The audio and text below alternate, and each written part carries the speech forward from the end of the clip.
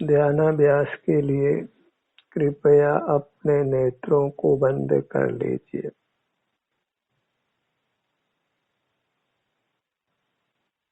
बाहर का देखना जानना बंद करिए।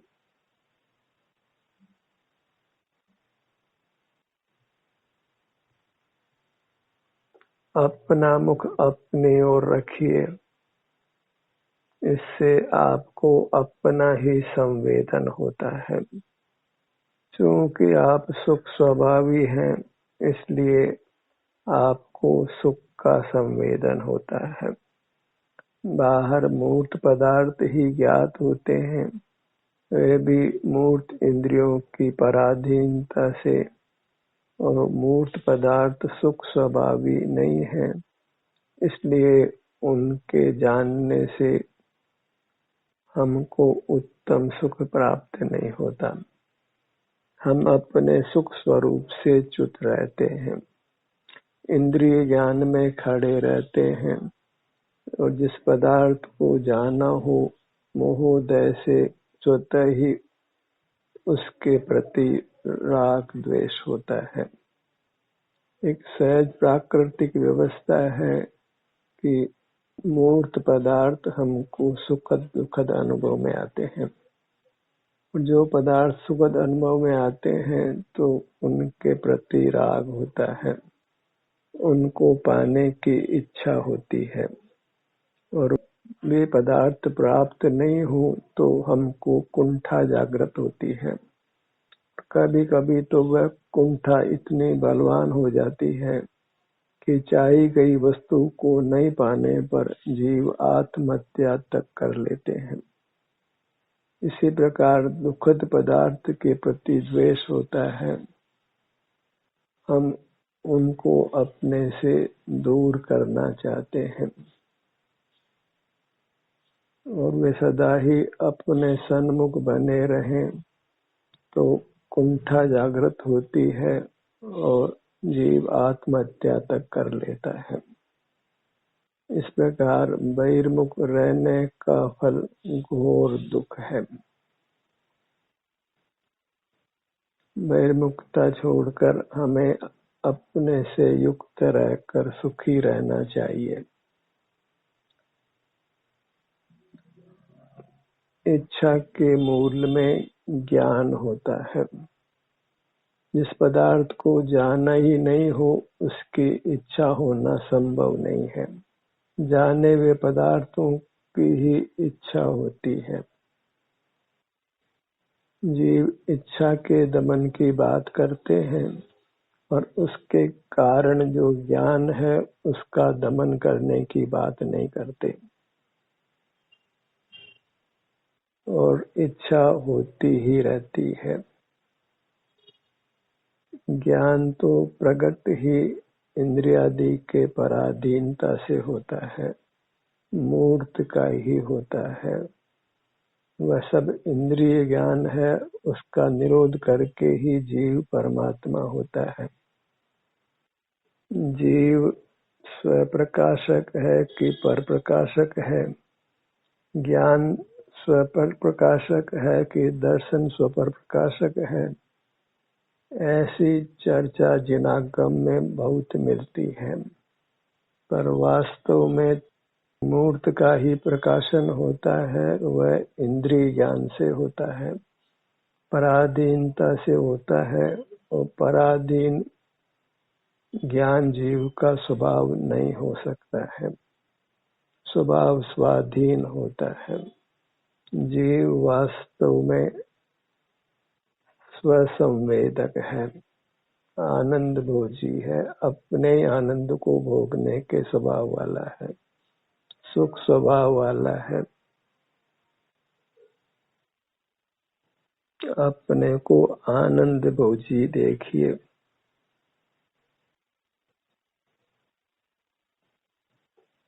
हमें आनंद की ही कामना है।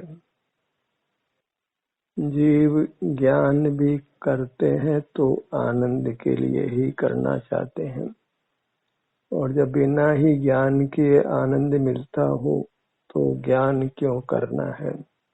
ज्ञान करके तो जाने हुए मूर्त पदार्थ के प्रति राग द्वेष ही होता है, क्योंकि जाना हुआ पदार्थ सुखद या दुखद दो में से एक रूप नियम से अनुभव में आता है और हमें नियम से राग द्वेष की प्रवृत्ति होती है।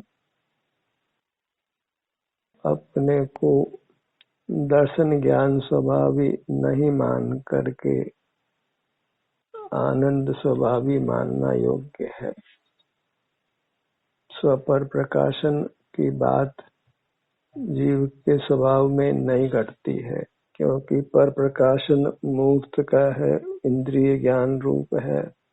वह प्रकट ही जीव को दुख का अनुभव कराता है और स्व प्रकाशन होना संभव नहीं है, क्योंकि स्व अरूपी है। अरूपी ज्ञान का विषय नहीं बनता है। अपना अरूपी जीव अपने आनंद स्वभाव से वेदन में आता है, जानने में नहीं आता है। उसी आनंद के वेदन को जीव जानना मानते हैं, सो ठीक नहीं है। जीव को पर का लक्ष्य या कहो तो प्रकाशन का भाव छोड़ने पर सहज ही सर्वांग में सुखानुभूति होती है।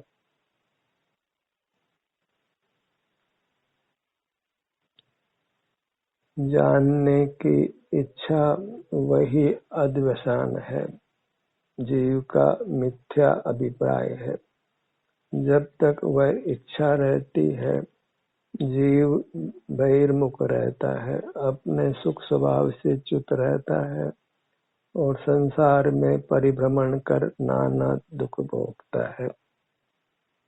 लोक में जीव को परमात्मा को ज्ञाता दृष्टा माना जाता है और उसी मान्यता के बल से यह संसार चलता है। परमात्मा को भी बहिर्मुख देखा और अपने को भी बहिर्मुख देखा, तो बहिर्मुखता में मूर्ति का ज्ञान ही होता है। अपने को भी इंद्रिय ज्ञान वाला माना और परमात्मा को भी इंद्रिय ज्ञान वाला माना, और परमात्मा को तो इंद्रियां है ही नहीं। तो जानने देखने को अपना स्वभाव मानने के इस मिथ्या अध्यवसान का त्याग करिए। इसके त्याग से ही स्व संवेदन रूप मोक्ष मार्ग का अवतार होता है। जीव सुख के मार्ग में अपने को स्थापित करता है।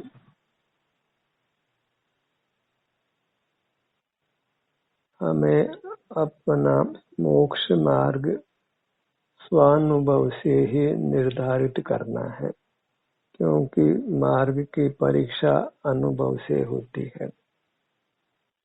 जीव ने आगम का अध्ययन किया है, अल्पाधिक युक्ति का अवलंबन भी किया है,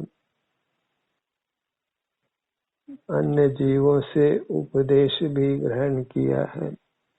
जो करना बाकी रहा वह स्वानुभव है। अपने चिन्ह मुहूर्त को आनंद स्वभावी मानकर उसके सन्मुख होकर शांति को नहीं भोगा है। आत्मा को भी जानने की इच्छा की है, इसको कभी जाना नहीं जा सकता है, क्योंकि आत्मा प्रमेय नहीं है, ज्ञेय नहीं है, ज्ञायक भी नहीं है, पर का वेदक भी नहीं है। वह केवल अपना वेदक है, स्वसंवेदक है।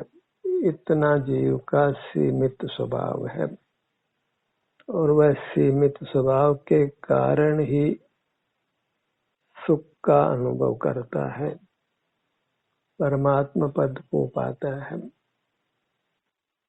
सिमटने से ही जीव सुखी होता है और ज्ञान तो फैलता है, और फैलने से ही जीव की शक्ति नष्ट होती है।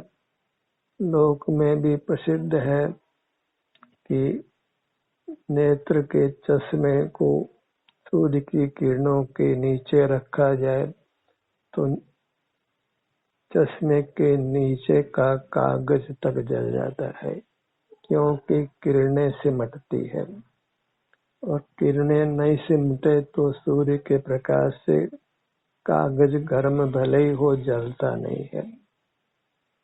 इसी प्रकार हम अपना मुख अपनी ओर करते हैं, सिमट जाते हैं, तो कर्म का नाश होता है। अन्यथा कितना ही बाह्य संयम लीजिए, कितना ही व्रत लीजिए, कितना ही आगम का अभ्यास कीजिए, अणु मात्र भी कर्म नष्ट होने वाला नहीं है। इसी वजह से आज तक हम संसार में खड़े हैं। सर्व आगम भी पड़ा है, व्रतादिक भी अंगीकार किए हैं, बस सिमटे नहीं हैं। ज्ञान की महिमा में खड़े हैं, अपने को प्रकाशक माना है, ज्ञाता दृष्टा माना है। इसी अद्वसान के कारण जीव मुनि भी होता है, पंडित भी होता है, लेकिन मोक्ष मार्गी नहीं होता है। और हम पंडित और मुनि के वेश को देखकर ही उनको नमन करने लगते हैं, उनकी बात को प्रमाण मानकर उस पर चल पड़ते हैं। पर केवल वेशधारी मुनि और पंडित के पास मोक्ष मार्ग नहीं है, क्योंकि वह अपने को ज्ञाता दृष्टा स्वीकार करता है, प्रकाशक मानता है, पराधीन भाव को ही जीव का स्वभाव मानता है। तो गुरु को भी मिथ्या अद्वसान और चेले को भी मिथ्या अद्वसान। इस चलते गुरु और चेला दोनों ही बहिर्मुख रहते हैं, अपने अनुभव को प्राप्त नहीं कर पाते। जो जीव में स्वास्थ्य की स्थिति है, आराम की स्थिति है, उसको अपना स्वभाव स्वीकार नहीं करते। जो शरीर में आराम की स्थिति है, उसको भी उद्गल शरीर में होना मानते हैं और आत्मिक सुख की एक कल्पना मात्र करते हैं। जो सुख अपने में हो रहा है, आत्मा में हो रहा है, उसको उद्गल काया में ही मानते हैं और अपने में कदाचित होना मानते हैं तो इंद्रिय ज्ञान और इंद्रिय सुख ही होना मानते हैं, जो जीव के अद्वसान है, पराधीन भाव है, कर्म बंध के हेतु है। अपने को स्वसंवेदक स्वीकार करिए, आनंद भोजी मानिए और ज्ञानेच्छा का दमन करिए। जो ज्ञानेच्छा का दमन नहीं हो तो फिर कुछ भी आप करिए, मोक्ष मार्ग नहीं बन सकता है, क्योंकि ज्ञान मात्र स्वरूप च्युति रूप है। वह बहिर्मुख है, इंद्रिय ज्ञान रूप है, पराधीन है और मूर्त को प्रकाशित करता हुआ जीव को राग द्वेष में झोंकता है, नूतन कर्मों से बांधता है, अपने सन्मुख नहीं होने देता। अपने सन्मुख होना जीव चाहता है, पर उसकी विधि को नहीं पाता है, क्योंकि अपने को ज्ञाता दृष्टा माना है। तो जानने को ही अपना स्वभाव स्वीकार करने को वह आत्मज्ञान मानता है कि मैंने आत्मा को जाना है और मैं सम्यक दृष्टि हूँ, सम्यक ज्ञानी हूँ, मोक्ष मार्गी हूँ। इंद्रिय ज्ञान को ही अपना स्वभाव निर्धारित करके उससे अपने को महान धर्मात्मा मानता है। ऐसी रीति अनादि से चली आई है। कोई विरल जीव ही अपने को स्वसंवेदक मानते हैं, आनंद भोजी मानते हैं, ज्ञायक नहीं मानते, जाननहार नहीं मानते, ज्ञाता दृष्टा नहीं मानते। भले अभी जानन परिणाम होता हो, अभी मोह का उदय भी है और अनादि का बहिर्मुखता का संस्कार भी है। तो ज्ञान को बुरा जान लेने पर भी ज्ञान तत्काल ही नहीं मिटता है, धीरे धीरे ही ज्ञान का तिरोभाव होता है, इंद्रिय जय होती है। क्षण मात्र में ही इंद्रिय जय हो तो क्षण मात्र में ही मोक्ष हो, पर ऐसा प्रकट ही होता दिखाई नहीं देता है। ज्ञान को अद्वसान जान लेने पर भी हम ज्ञान भाव को रोक नहीं पाते हैं, निरंतर स्वसंवेदन में नहीं रह पाते हैं। तो अभ्यास करते करते ही हम पूर्ण रूप से स्वसंवेदक होते हैं। इसलिए ध्यान का यथार्थ नाम ध्यानाभ्यास है, क्योंकि ध्यान करने पर भी तत्काल मोक्ष नहीं होता है। ध्यान का अभ्यास करने पर ही कालांतर में मोक्ष होता है। ध्यान तो अपना मुख अपनी ओर किया तो अपने स्वास्थ्य का संवेदन हो गया, तो ध्यान तो हो गया पर मोक्ष नहीं हुआ। पुनः पुनः ध्यान करते हैं तो उसका नाम ध्यान का अभ्यास करना है, और उसी से ही कर्मों की धीरे धीरे निर्जरा होकर क्षय होकर मोक्ष की प्राप्ति होती है। तो प्रथम तो अनादि से चले हुए अद्वसान को समाप्त करिए, जीव को ज्ञाता दृष्टा रूप से स्वीकार नहीं करिए, जाननहार मत मानिए, ज्ञायक मत मानिए, रागी द्वेषी मत मानिए, क्योंकि ये सब भाव पराधीन है, स्वाधीन नहीं है। स्वाधीन तो सुख का भोग होता है, अपना भोग होता है, जिसमें इंद्रियों की, मन की, मस्तिष्क की, प्रकाश की, अन्य किसी की सहायता की आवश्यकता नहीं होती है। मैं आनंद स्वभाव वाला हूँ, आनंद का ही बना हुआ हूँ, आनंद का द्रह हूँ, सागर हूँ, और असीम आनंद है। ऐसे आनंद वाला मैं हूँ, आनंद की मुझे कामना है।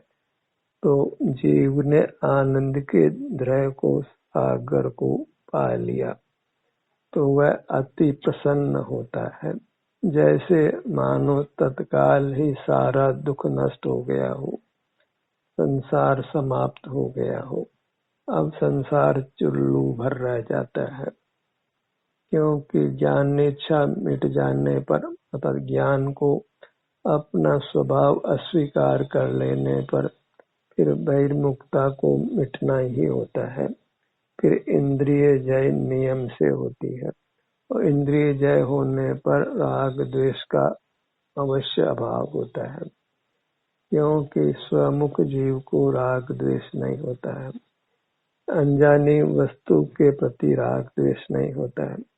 हमने सारे जगत को ही अनजाना कर देना है।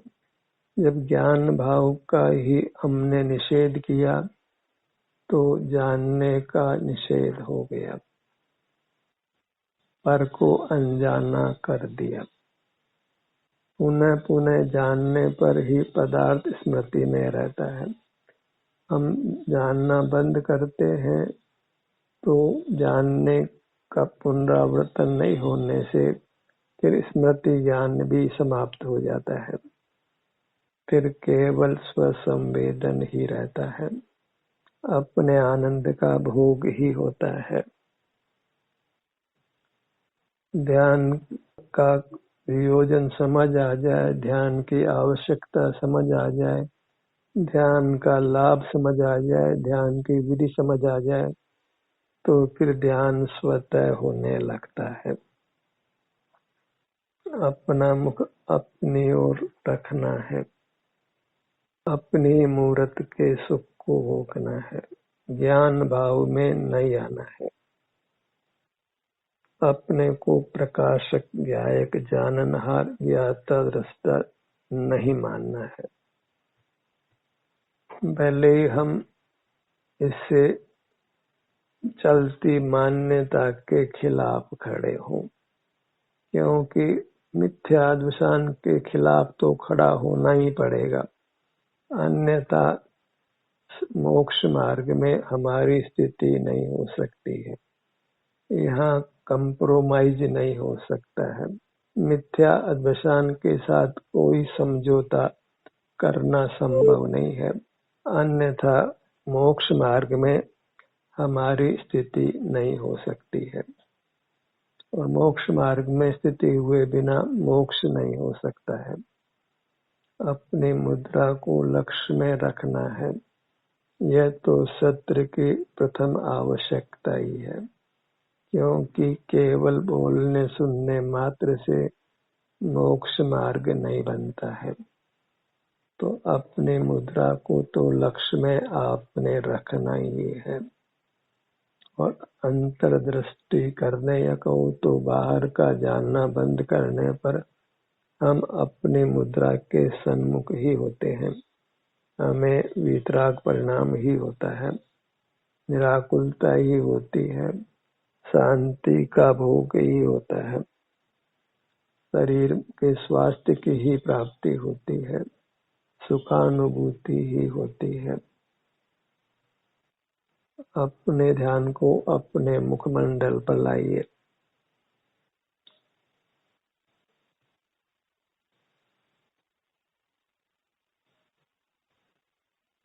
धड़ का भाग, पीठ का भाग, दोनों भुजाएं, दोनों पैर।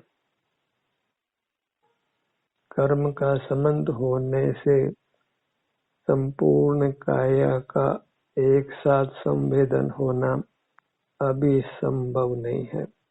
कर्म क्षय होने पर स्वतः ही संपूर्ण काया का संवेदन होता है। हम सर्व संवेदक होते हैं। जब तक कर्म का संबंध है तब तक हम असर्व संवेदक हैं, ऐसा भी निर्धार करना योग्य है, क्योंकि फिर शंका उत्पन्न नहीं होती है कि हमने अपने खंड को ही अनुभव में लिया, अखंड शरीर को अनुभव में नहीं लिया। ऐसी शंका करना योग्य नहीं है। सद्मस्त अवस्था में अर्थात कर्म के संबंध जीव सर्व संवेदक ने पूरी मूर्त का संवेदन नहीं कर सकता है, नहीं होता है, उसको कुछ न कुछ भाग नियम से छूटता है। सर्व प्रदेशों का युगपत संवेदन अभी संभव हो तो अभी हम परमात्मा हो। कर्म संबंध रहते ही फिर परमात्मा बनने का प्रसंग होगा, पर कर्म का क्षय हुए बिना सर्व संवेदक हम नहीं हो सकते। अपनी संपूर्ण काया का संवेदन एक साथ होना अभी नामुमकिन है। अपने ध्यान को अपने सीने के भाग पर लाइए और अपने भाग पर लाने से जो शांति उद्भूत होती है उसकी स्वीकृति होना चाहिए। अन्यथा तो फिर यह प्रश्न होता है कि हमने अपना मुख अपनी ओर किया और हमें सुख तो मिला ही नहीं, शांति तो मिली ही नहीं, सुख तो प्राप्त नहीं हुआ, तो फिर अपना मुख अपनी ओर करने से क्या लाभ है? यह मोक्ष मार्ग कैसे हो सकता है? वह तो यह भी युक्ति दे सकता है कि हमने अपना ध्यान अपने किसी भाग पर लाए, वहाँ हमको सुख तो नहीं मिला, वेदना हुई, दर्द का ही अनुभव हुआ। तो दर्द के अनुभव को हम मोक्ष मार्ग कैसे मान सकते हैं? क्योंकि मोक्ष मार्ग में तो सुखानुभूति होनी चाहिए, शांति मिलना चाहिए। तो अपने किसी भाग में वेदना का अनुभव होने पर भी राग द्वेष के अभाव से होने वाली निराकुलता, शांति, सुख को पहचानिए। तब वेदना के काल में भी मैंने सुख का अनुभव किया है, सुख को पाया है, ऐसा निर्धार होने पर ही जीव अपने सन्मुख होने पर, वेदना होने पर भी अपने सन्मुख बना रहता है, उसको मोक्ष मार्ग ही मानता है। वेदना का अनुभव करने पर भी उसको प्रसन्नता का भाव है कि उसने अपने आप को मोक्ष मार्ग में रखा है, मोक्ष मार्ग से बाहर नहीं। अपने ध्यान को अपनी दोनों भुजाओं पर लाइए,